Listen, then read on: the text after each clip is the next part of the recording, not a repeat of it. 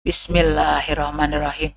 Assalamualaikum warahmatullahi wabarakatuh. Para pembelajar dimanapun Anda berada, bagaimana kabarnya? Tentu semuanya sehat dan bahagia ya.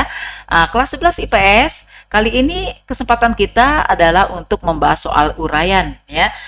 Untuk persiapan penilaian harian, untuk persiapan mid semester ya, bisa juga PAT ya, mungkin kalau ada uraiannya.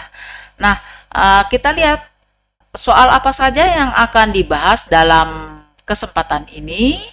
Ya, baik, kita akan lihat bersama soalnya, yaitu yang pertama, ini ada 5 soal ya. Yang pertama, lakukan analisa pentingnya pemetaan konflik atau mind mapping. Kedua, mind mapping. Kedua adalah buatlah pemetaan konflik sosial dari contoh konflik yang pernah terjadi dalam masyarakat. Ketiga, jelaskan bagaimana caranya Anda melakukan strategi mengelola konflik pada tahap dan cara yang mana yang paling Anda ingin lakukan dan jelaskan alasannya. Yang berikut adalah bagaimana cara melakukan penyelesaian konflik melalui arbitrase, mediasi, dan berikan contohnya. Yang berikut adalah jelaskan apa yang Anda ketahui tentang segregasi sosial, kompromi, eliminasi, koersi, dan contohnya masing-masing satu buah. Oke, yuk kita segera akan bahas dalam contoh soal yang pertama. Nah, para pembelajar, dukung terus channel Sosio Bakti dengan cara memberikan like, kemudian kalian subscribe bagi yang belum subscribe ya, kemudian kalian share ke teman-teman, semoga bermanfaat semuanya. Terima kasih ya untuk dukungannya. Yuk kita lanjutkan pada soal yang pertama. Soal yang pertama itu adalah kita diminta untuk melakukan analisa pentingnya pemetaan konflik. Apa sih pentingnya kita melakukan pemetaan konflik?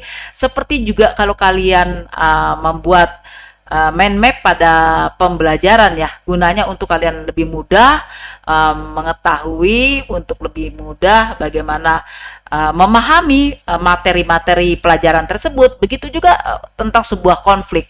Tentu yang dilihat adalah bagaimana kita dengan melakukan pemetaan konflik itu bisa memudahkan kita melakukan strategi penyelesaiannya ya, bisa banyak memahami dan kita bisa banyak belajar dari apa yang terjadi untuk tidak terulang kembali pada hal-hal yang negatifnya. Nah, kita ingat kembali bahwa apa yang dimaksud dengan pemetaan konflik itu adalah teknik ya yang dipakai untuk mempresentasikan konflik dalam bentuk gambar atau dalam bentuk grafik. Jadi kalian kalau diminta untuk membuat pemetaan konflik itu berarti harus digambar, dibuat bagan-bagannya, grafiknya ya, dan mudah terbaca sehingga kita bisa terbaca, bisa mudah untuk memahami ya. Jadi Fisher menyatakan bahwa gambaran awal tentang berbagai sikap dan perilaku dalam situasi yang berkembang dalam dinamika konflik itu meliputi pemetaan ya dari pihak-pihak yang berkonflik dan berbagai aspirasi dari pihak-pihak yang ada. Nah, ini kalau kita lihat dari Fisher itu, jadi ini dianggap sebagai proses yang praktis ya dalam melakukan pemetaan konflik ini, bisa memahami realistis dari konflik dan dari berbagai perspektif yang beragam ya, pandangan-pandangan yang beragam yang dapat dijadikan pijakan bagi strategi dan perencanaan aksi. Apa saja? Yang pertama adalah pentingnya pemetaan konflik itu kita bisa tahu latar belakang. Latar belakang apa dari konflik yang terjadi dalam masyarakat itu ya, mulai dari sejarahnya, situasi konfliknya, bagaimana peristiwanya ya, karena konflik itu sendiri bukan suatu peristiwa yang begitu tiba-tiba terjadi ya, atau bukan peristiwa yang instan. Yang kedua adalah kita bisa mengidentifikasi ya dari siapa saja yang terlibat dalam konflik tersebut, pihak-pihak yang dianggap terlibat, mulai dari pihak utama, kedua, ketiga, atau bahkan orang-orang yang ada di belakang, di balik layar yang memungkinkan bisa saja dia lebih tahu tentang peristiwanya, yang bisa saja bisa membantu di dalam melakukan resolusi konflik ya. Yang berikut adalah gunanya untuk bisa kita melakukan pemahaman dari berbagai pandangan perspektif dari orang-orang yang terlibat dalam konflik ya, yang berbeda-beda itu, sehingga ini nanti bisa memudahkan pihak ketiga dalam mengambil tindakan penanganan dalam masalah-masalah konflik.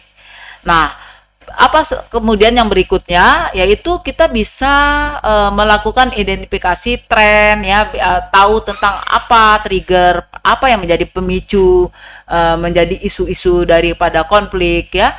Jadi penyebabnya apa, relasi pemicunya itu, faktor relasinya apa, pemicunya apa ya. Ini yang akan menjadi pentingnya suatu pemetaan konflik, sehingga akhirnya kita akan mudah untuk belajar dari kegagalan atau kesuksesan dari apa yang sudah akan kita dilakukan di dalam menyelesaikan konflik itu. Ya, jadi apa yang menjadikan penyebab konflik itu semua kita pahami, kita tidak ingin terjadi konflik yang kedua kalinya, dan akhirnya kita bisa menyelesaikannya. Dari kesuksesan itu kita belajar, kemudian juga kita tidak gegabah dalam bersikap sehingga apa-apa yang negatif tidak akan terulang kembali. Nah, ini adalah alasan pentingnya mengapa kita melakukan pemetaan konflik, sehingga memudahkan kita pihak-pihak ketiga untuk membantu melakukan penyelesaian, karena akan mudah terlihat apa yang terjadi dan siapa yang terlibat dan bagaimana kita bisa membantu menyelesaikan, mencarikan strategi dalam pengelolaan konflik yang paling tepat dalam masalah tersebut. Nah, kemudian kita lanjut pada soal yang kedua. Nah, buatlah pemetaan konflik sosial dari contoh konflik yang pernah terjadi dalam masyarakat. Ya, para pembelajar sekalian, jadi seperti sudah kita ketahui bahwa pemetaan konflik itu adalah teknik yang dipakai untuk mempresentasikan konflik dalam bentuk gambar ya, dalam bentuk grafis, dalam bentuk gambar. Jadi tentunya kalian harus bisa membuat grafisnya, membuat gambar ya, gambar. Silakan gambar-gambar itu bisa dibuat dengan gaya, yang penting apa yang harus ada di dalam di dalam pemetaan konflik itu benar-benar kalian bisa pahami apa yang harus ada. Masih pernah baca, pernah ingat ya literasinya. Jadi yang harus ada di dalam pemetaan konflik dalam bentuk grafis ini ya, kalau di sini ditulis latar belakang, kemudian di sini ada faktor penyebab, ada negara-negara yang terlibat. Nah, jadi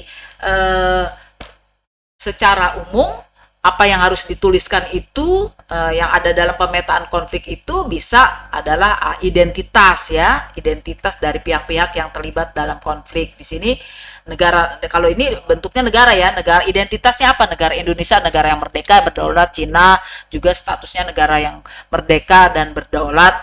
Kemudian berbagai kepentingan yang terlibat dalam konflik ini dilihat dari latar belakangnya, faktor penyebabnya. Di sini adalah masalah di sini ada kapal ilegal ya dari Cina yang masuk ke perairan Natuna.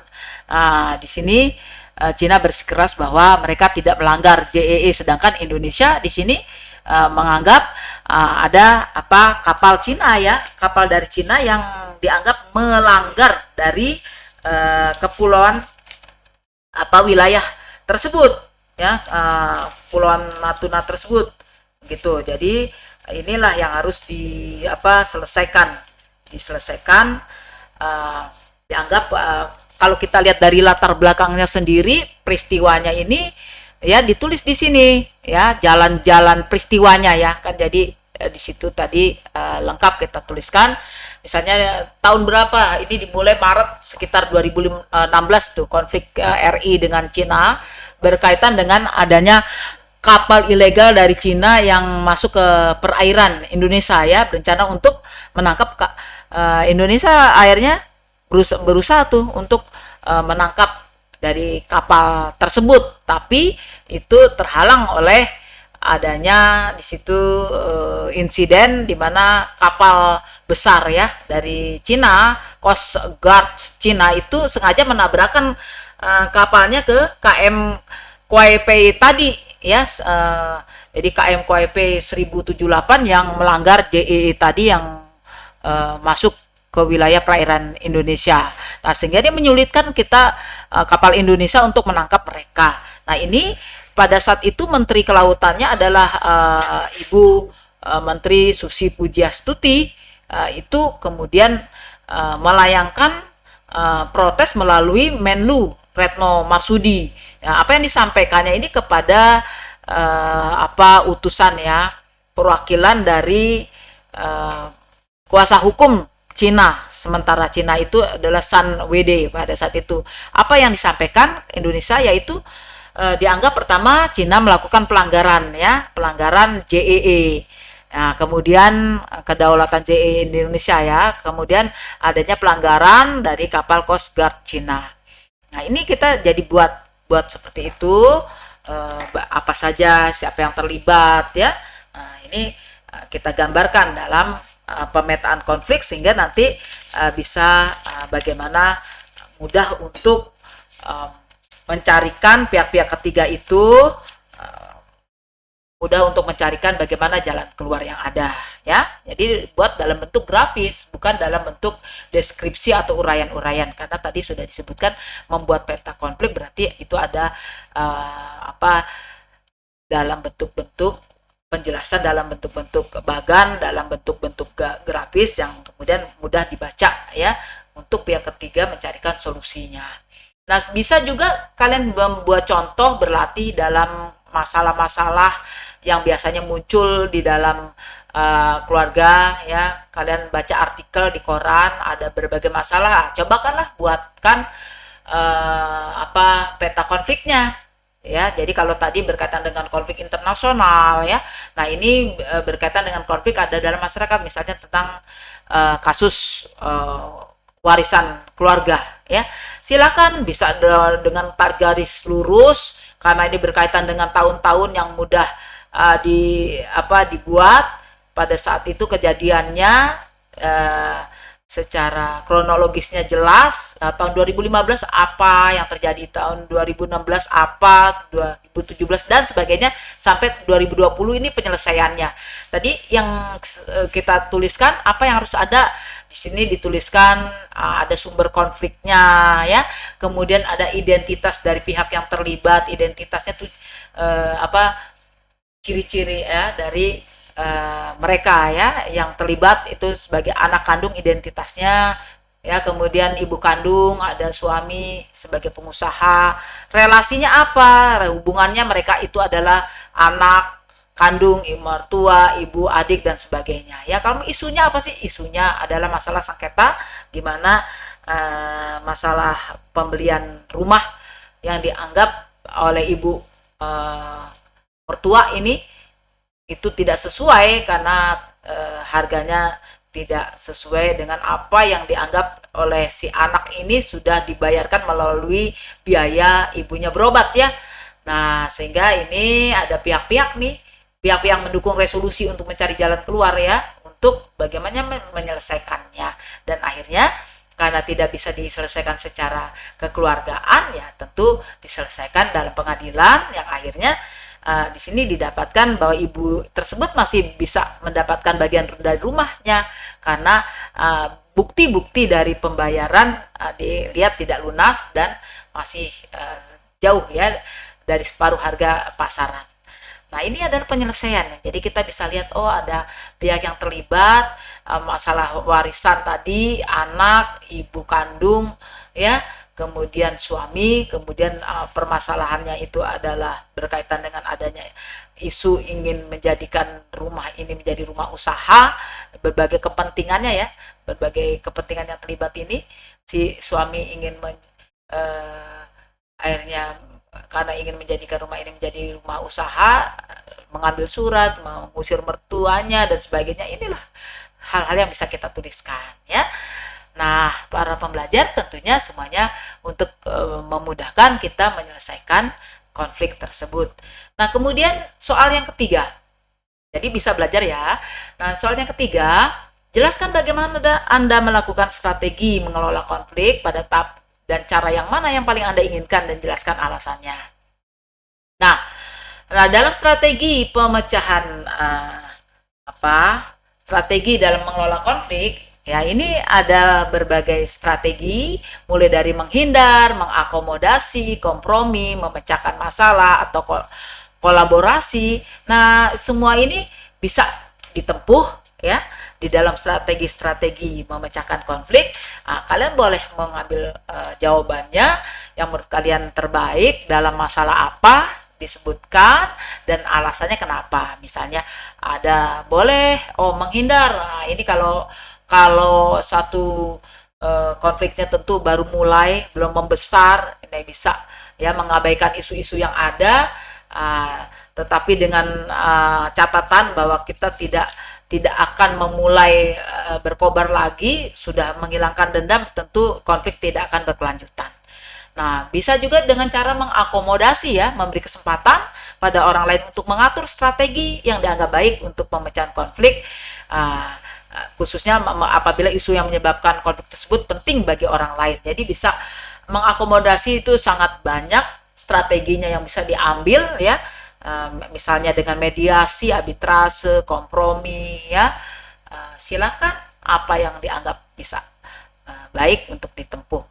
Kemudian adalah kompromi atau negosiasi, masing-masing pihak menawarkan sesuatu yang bersamaan yang menguntungkan dari kedua belah pihak tentunya.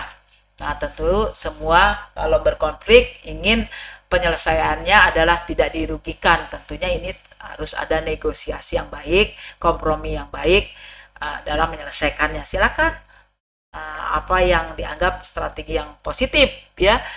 Kemudian memecahkan masalah atau kolaborasi. Jadi dengan cara bekerja sama. Jadi mengingatkan pihak-pihak yang sedang berkonflik bahwa tujuan yang lebih penting ketimbang menghabiskan waktu dan sumber daya untuk konflik ya. Jadi ini butuh suatu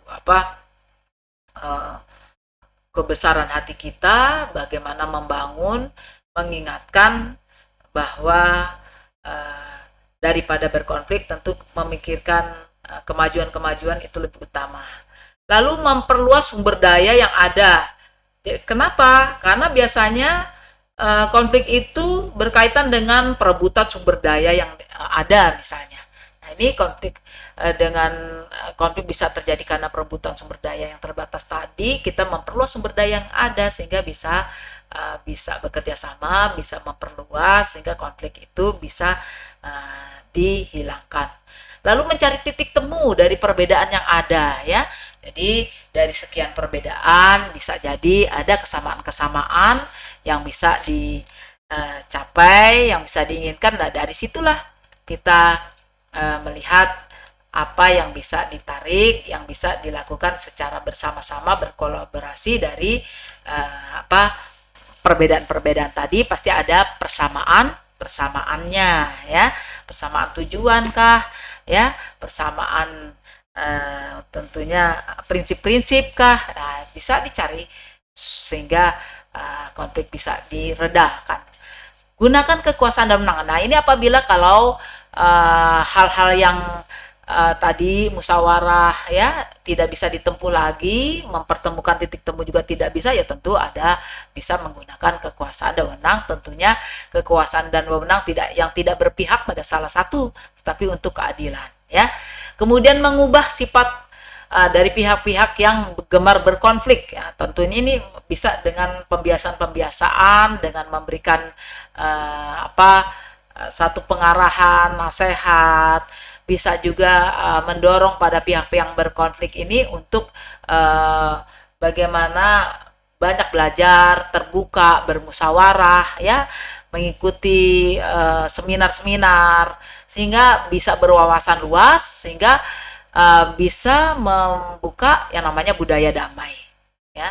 Nah, ini silahkan bagaimana strategi dalam mengelola konflik ini bisa dilakukan, dan silahkan tahap yang mana yang menurut kalian itu bisa dijalankan dan memberikan sesuai dengan alasannya sesuai dengan konflik yang terjadi.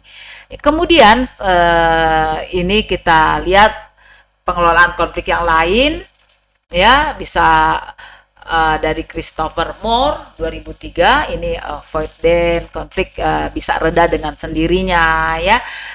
Kemudian problem solving, pihak yang berkonflik setuju ada pemecahan masalah secara informal, secara kekeluargaan, bisa negosiasi tadi, mencari pemecahan masalah secara formal, bersifat prosedural dan mengikat, bisa mediasi, hadirnya pihak ketiga, diterima oleh kedua belah pihak secara netral, ya. Sebagai penengah di sini bisa arbitrasi, opsi untuk menyelesaikan sengketa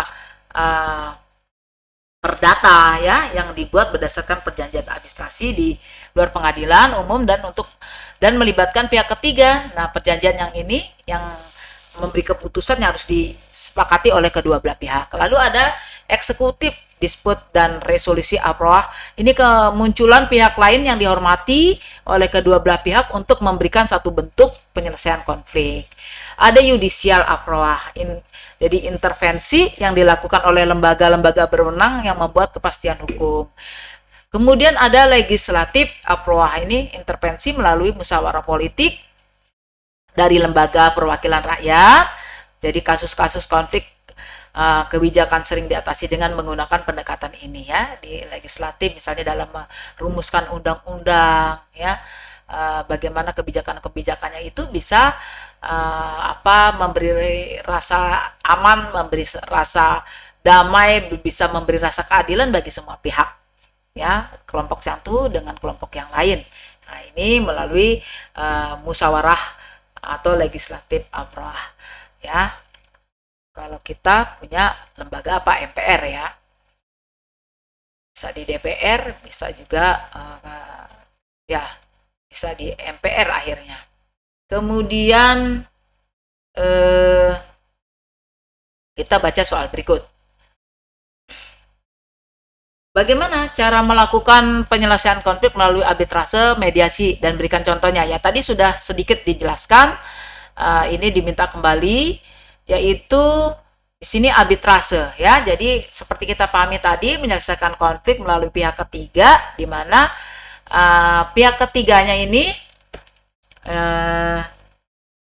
bersifat memberikan keputusan yang mengikat bagi kedua pihak yang berselisih. Nah, ini sebagai contohnya adalah dalam kasus antara Cina dengan negara-negara di ASEAN di dalam kepulauan Spratly ini, ya. Kepulauan Spratly ini hanya pulau karang, tetapi yang akan menjadi sesuatu yang bernilai gunanya itu adalah JEE-nya, ya, sekitar berapa?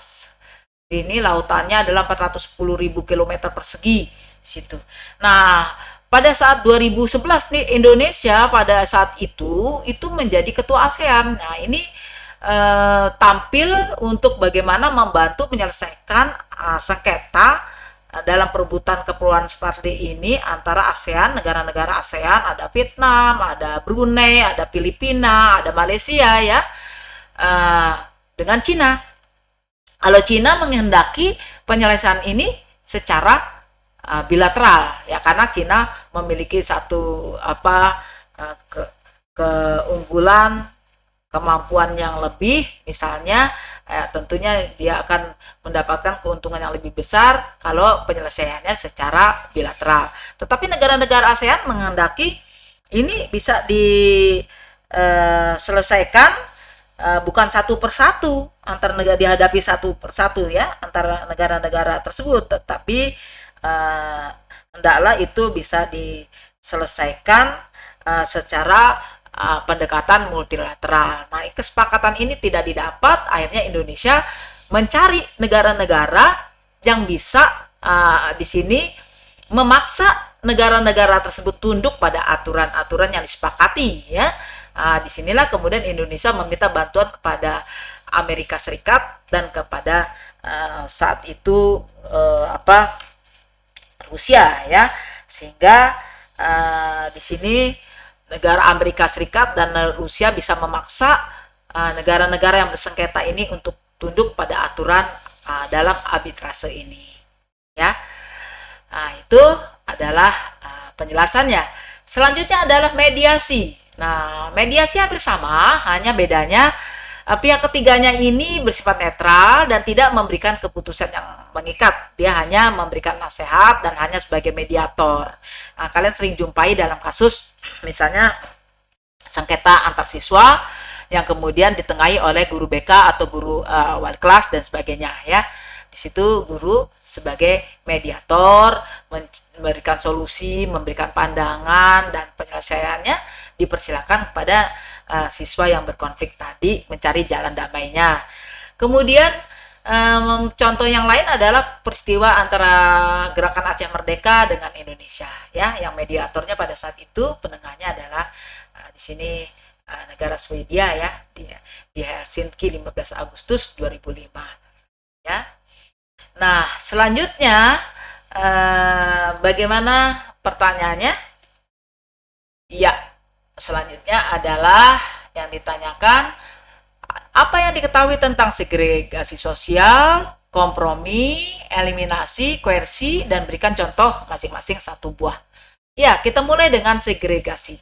Nah, ini segregasi ini sering disebut juga dengan diskriminasi di lingkungan sosial.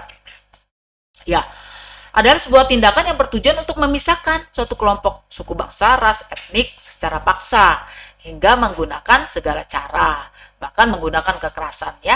Jadi kita lihat sini simbolnya nih, dipisahkan garis, ada kelompok satu dengan kelompok yang lain, ini perlakuan diskriminasi ya. Di situ bisa misalnya diskriminasi ras, membedakan ras yang satu dengan ras yang lain ya, itu segregasi.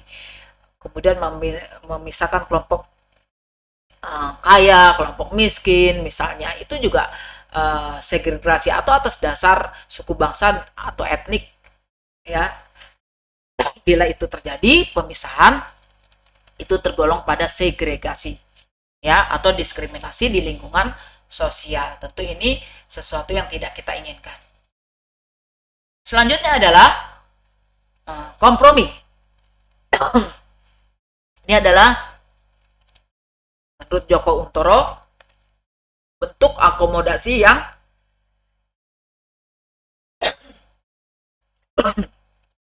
dimaksudkan untuk memperoleh kesepakatan di antara kedua pihak yang berkonflik atau berselisih, dan masing-masing pihak bersedia mengurangi tuntutannya.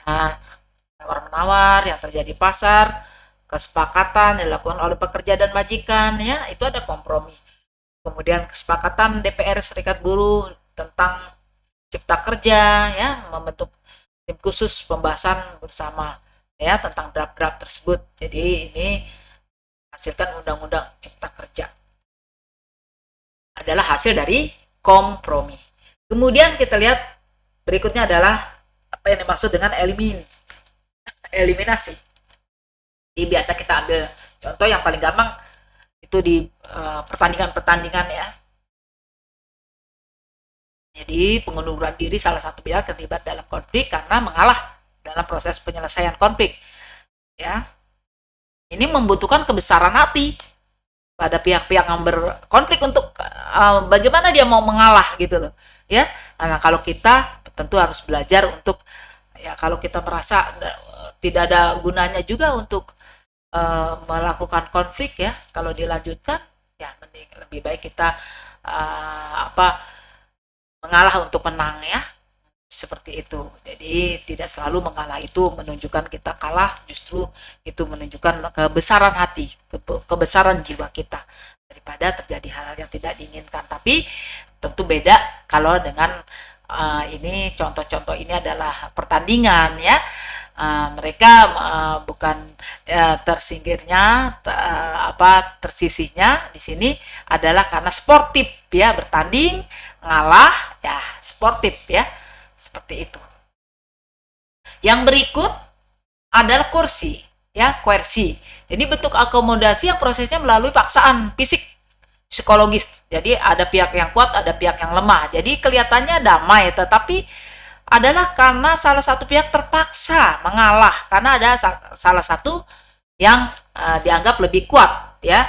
Nah, contohnya adalah perbudakan dalam penjajahan ya, di mana negara-negara yang terjajah itu kelihatannya menerima, tetapi mereka karena dalam posisi yang lebih lemah.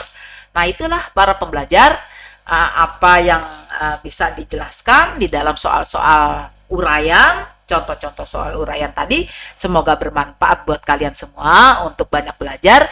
Kita akan sambung lagi dengan berbagai soal, insya Allah pada pembahasan-pembahasan yang akan datang. Selamat belajar, sampai jumpa dalam pertemuan yang akan datang. Akhir kata, wassalamualaikum warahmatullahi wabarakatuh.